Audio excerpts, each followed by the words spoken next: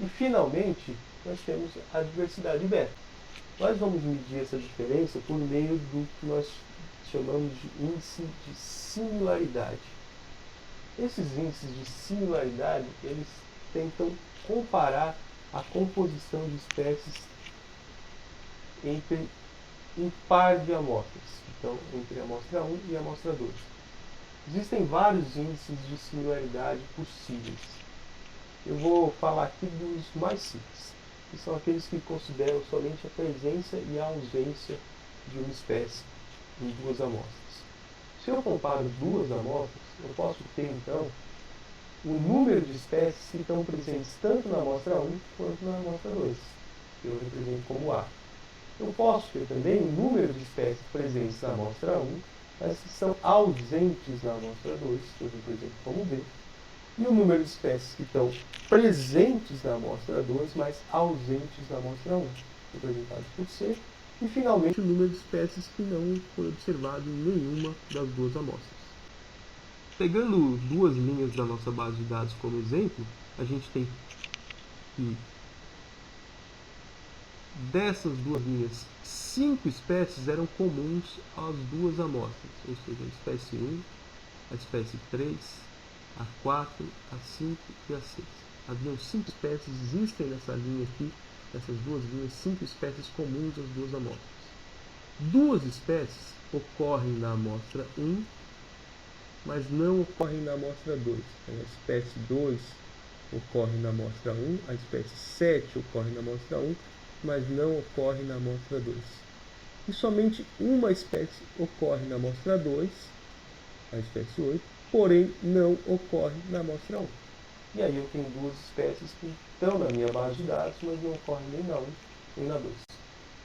Meu índice de similaridade, e aqui eu estou usando um índice chamado de índice de Jacquard, ele mede a similaridade entre duas amostras como sendo o número de espécies comum às duas amostras dividido pelo número total de espécies observadas nessas amostras, ou seja, aquelas comuns às duas, exclusivas de A, da amostra 1, exclusivas da amostra 2.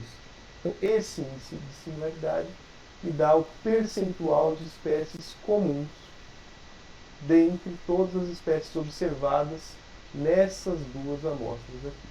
Nesse caso, então, eu tenho uma similaridade de 0,625. Então, esse é o nosso índice de Jacquard que nós vamos usar para medir a similaridade entre pares de amostras. Bom, se eu estou falando de pares de amostras, se eu não tenho mais duas amostras, mas 3 amostras, então eu tenho mais de um par para comparar. Então eu tenho a amostra 1, que eu posso comparar com a amostra 2, a amostra 1 com a amostra 3 e a amostra 2 com a amostra 3. Quando eu faço isso, eu posso representar esse resultado dessas comparações par a par por meio de uma matriz. Então, essa matriz aqui mostra a comparação da amostra 1 com a amostra 1, obviamente a mesma, a amostra 1 com a 2, a amostra 1 com a 3 e a amostra 2 com a 3. Então, vejam que nesse pedaço aqui eu tenho todos os pares possíveis de comparação. E aí, obviamente, nesse par de cima eu tenho os mesmos valores, porque eu estou comparando a amostra 2 com a 1, e eu já comparei, que era a amostra 1 com a 2. Então, esse valor aqui vai ser igual a esse valor aqui é exatamente igual a esse, e assim por diante. Então, na verdade, o que me interessa aqui é somente um par, ou uma parte dessa matriz, que é a parte que vai me dar as comparações que eu desejo. Bom, aqui especificamente eu não estou usando o índice de similaridade, e comumente a gente não usa o índice de similaridade, a gente usa o inverso dele, tá? Então a gente usa o que a gente chama de índice de dissimilaridade ou de complementaridade, que é simplesmente 1 menos aquilo que a gente já tinha calculado. Nesse caso, então, quando eu uso esse complemento, a comparação de uma amostra com ela mesma é sempre zero, porque esse valor aqui vai ser igual a 1, né? Todas as espécies são comuns, e quando eu subtraio eu tenho o valor zero. E aí eu garanto que essa minha diagonal aqui é sempre zero, e aqui eu tenho então agora índices de dissimilaridade, ou seja, que medem a diferença. Isso é, a amostra 1 ela é mais diferente da amostra 3 do que da amostra 2. Tá? A diferença aqui é maior. É isso que eu estou medindo aqui. Então, só lembrando que a gente falou do índice de similaridade de Jacquard, mas a gente está mensurando isso como o inverso, tá? Como a dissimilaridade. Maiores valores, quanto maior os valores, maior a diferença. Lembra que a gente estava falando de diversidade beta, e a diversidade beta mede a diferenciação. Então é interessante um índice que aumente na medida que aumenta essa diferenciação. E é isso que esse índice de complementaridade está fazendo. Na medida que aumenta a minha diversidade beta, esse meu índice ele tende a crescer. Esse meu índice CJ. Tudo bem?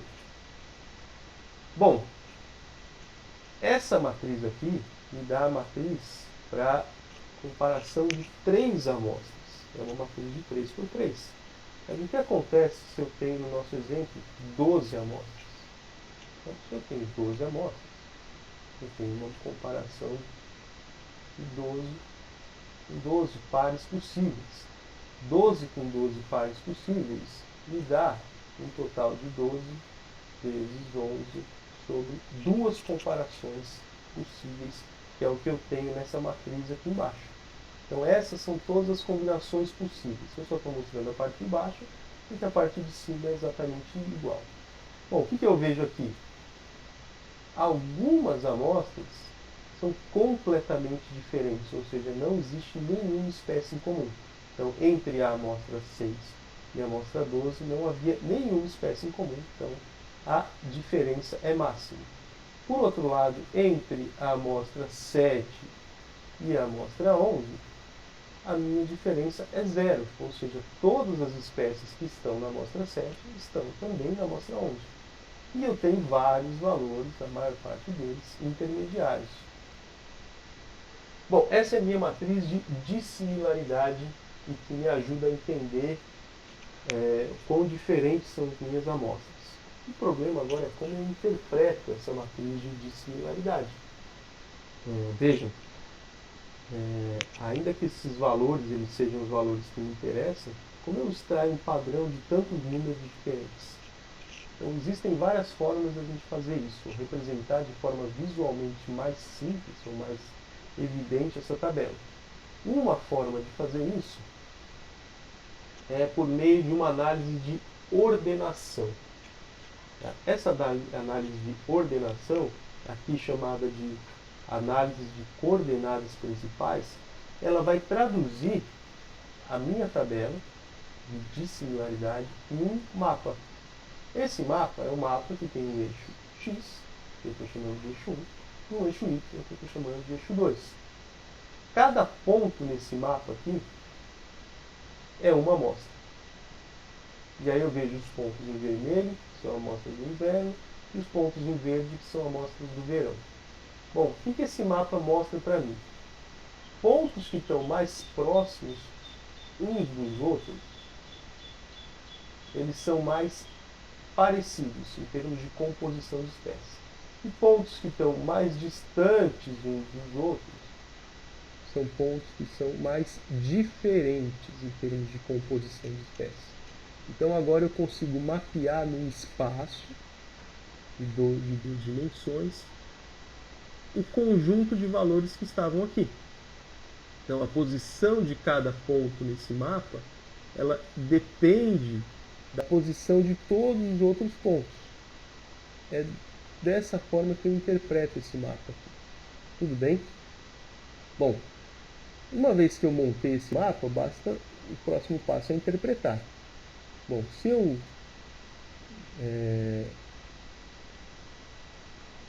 representei cada um desses pontos como função de amostras do inverno e do verão, de cara eu percebo uma coisa importante aqui. Os pontos do verão, eles tendem a formar um polígono entre si. E os pontos do inverno também formam um polígono entre si. Mas, curiosamente, a sobreposição entre esses dois polígonos é muito baixa.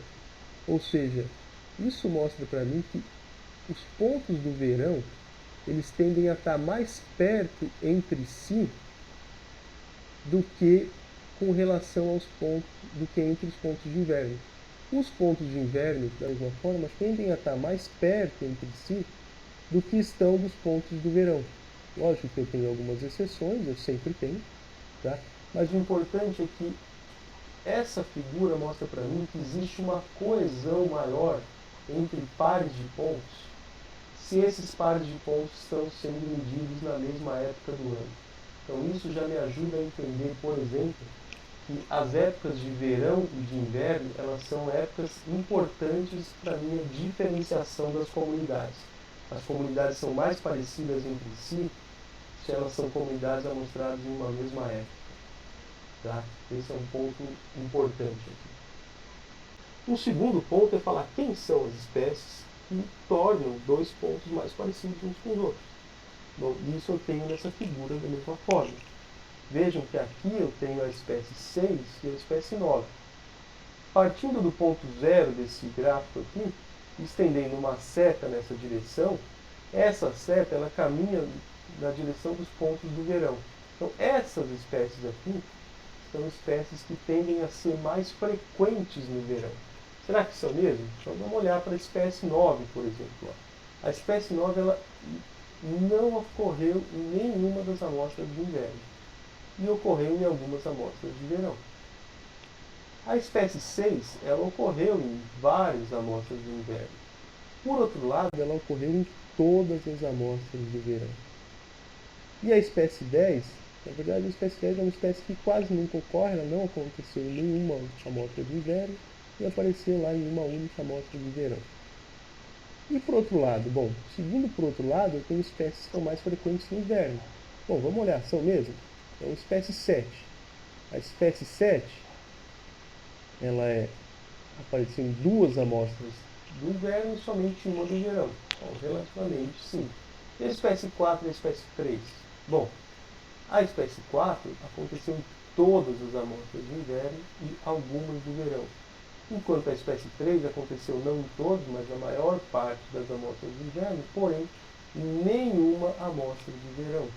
Então, para o lado de cá, tendem a ter espécies mais frequentes no inverno. Então, essa é uma tendência que esse gráfico tenta expressar ou representar de acordo com essa tabela aqui.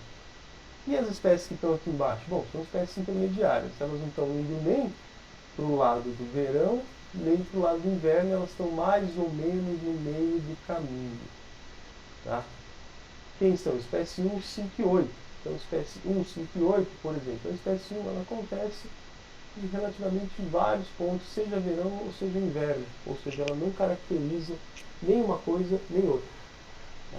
Então, esse mapa tenta representar para mim tanto os pontos como função da sua similaridade na composição de espécies, quanto indicar para mim quem são as espécies que fizeram com que esses pontos sejam mais parecidos. Tá? Então isso me ajuda a entender o grau de diversidade beta, ou de diferenciação entre as comunidades.